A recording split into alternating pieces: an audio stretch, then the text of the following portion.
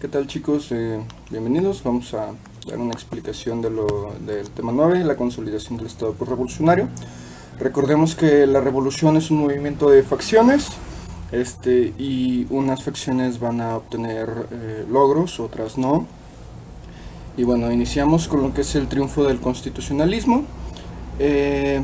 Después de que Victoriano Huerta se hace del poder por medio de un golpe de estado asesinando a Madero y a Pino Suárez, Venustiano Carranza el 27 de marzo de 1913 lanza el Plan de Guadalupe, en el cual desconoce a Huerta como como presidente y se hace llamar primer jefe del ejército constitucionalista, posteriormente jefe máximo de la revolución, también se le va a conocer.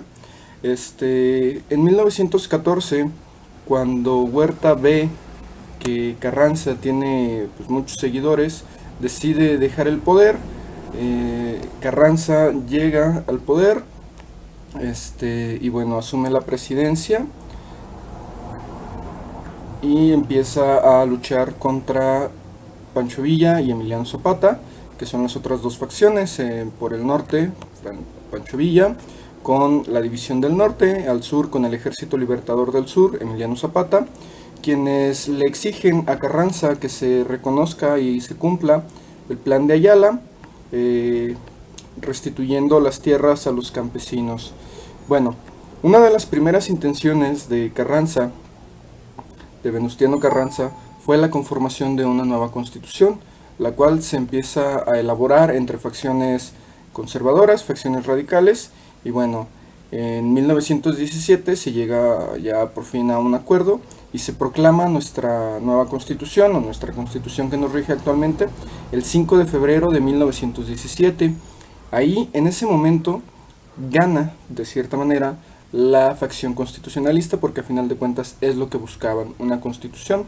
Sin embargo, sigue el movimiento del caudillismo, entre ellos siguen Villa y Zapata, y ahora pues ya al tener nueva constitución, al tener ya un presidente de forma más o menos legal, el siguiente conflicto es la sucesión presidencial.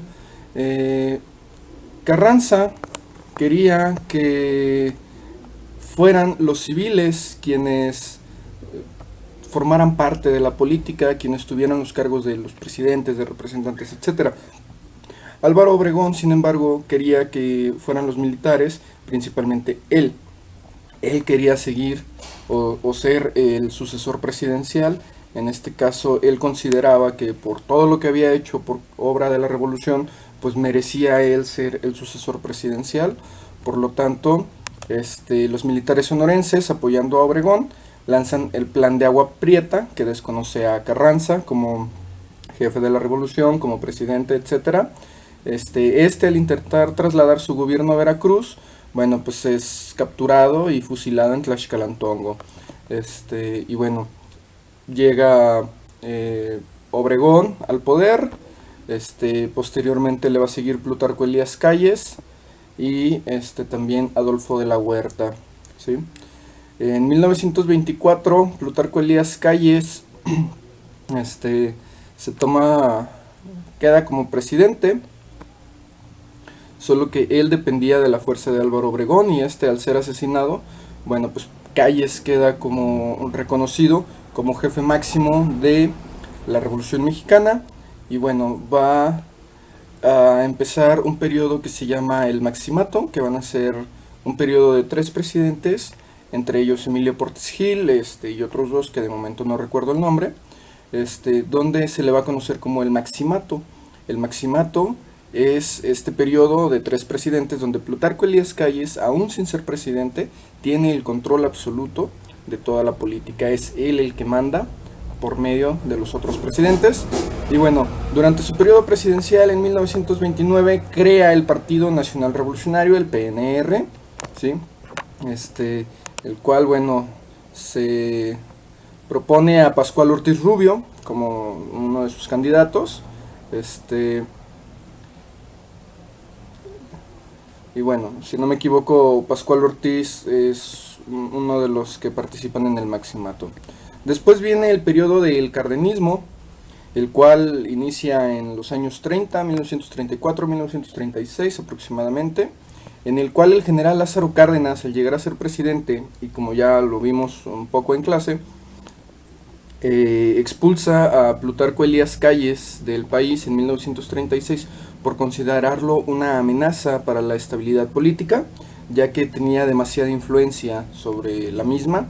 Entonces, bueno, lo expulsa del país, empieza a hacer sus cuestiones de reformas agrarias, sus cuestiones en reformas educativas, implementa el socialismo como forma no de gobierno, pero sí un movimiento ideológico en México, por lo cual se le cataloga como que su presidencia fue de tendencia populista, pero populista en el sentido correcto, adecuado, ya que efectivamente él tomaba en cuenta las cuestiones obreras, las cuestiones agrarias, las cuestiones de la sociedad para ver qué es lo que necesitaban para legislar en ese sentido, ¿no?